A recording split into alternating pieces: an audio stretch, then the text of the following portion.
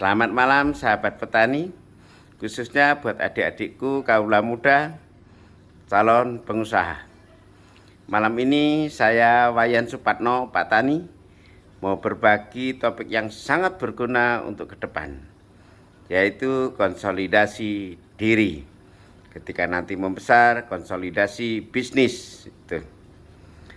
Hidup ini sesungguhnya bagai mampir minum di tengah perjalanan panjang.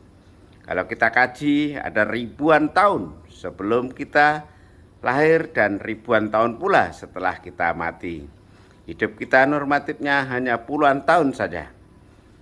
Ya, persis seperti mampir minum di tengah perjalanan yang panjang. Untuk itu sedapat mungkin kita bisa memaksimalkan manfaat hidup kita untuk sesama umat manusia. Karena itulah poin terbesar di mata Tuhan yang Maha Suci. Adik-adikku, konsolidasi diri adalah sebuah upaya untuk mengkaji ulang dan melebur multipotensi yang terkandung di dalam diri kita. Untuk mengkaji ulang langkah-langkah yang telah kita lalui. Menghitung ulang potensi sumber daya alam yang kita miliki, terutama sumber daya manusia yang kita miliki. Ya, sudahkah langkah-langkah kita yang berlalu sesuai rencana kita? Sudahkah langkah-langkah yang berlalu sesuai target harapan kita? Jika belum, maka perlu dihitung ulang dan dicari sebab-sebabnya untuk disempurnakan melalui strategi-strategi langkah ke depan. Itulah konsolidasi diri pada hakikatnya.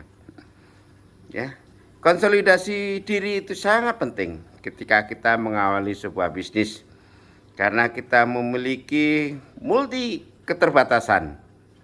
Tenaga, waktu, pikiran, dana, kesempatan, dan lain sebagainya sangat terbatas. Ketika kita tidak efisien, efektif, dan strategis menggunakannya, maka itu semua yang sangat terbatas seolah-olah hanya dihambur-hamburkan begitu saja. Maka perlu namanya konsolidasi diri untuk efisiensi, efektivitas, memacu percepatan sampai tujuan kita sebagai pelaku bisnis atau pengusaha. Contoh konkretnya, seorang pelaku pengusaha awal. Saya dulu juga punya cita-cita 2 tahun perdana untuk punya sesuatu ini.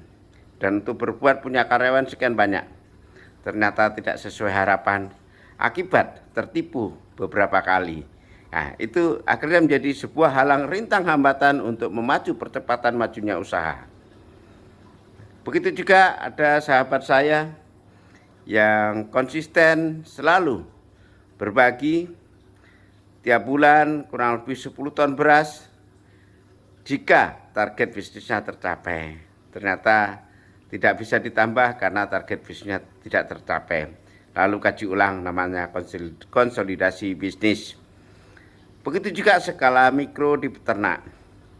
Kenapa di antara 10 ternak kita ada yang ADG atau rata berat badan hariannya ada 1,5, ada 1,8, bahkan ada yang 0,8 kg per hari.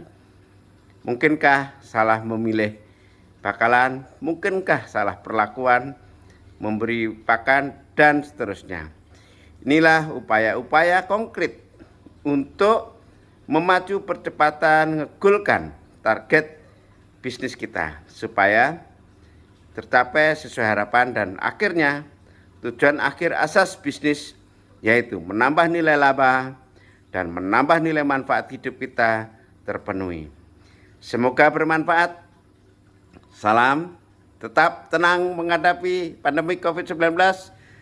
Masing-masing bertanggung jawab terhadap kesehatan perorangan dan keluarga. Tetap produktif, inovatif, dan bermanfaat untuk sekitarnya. Salam hormat dari Wayan Supatno, Pak Tani.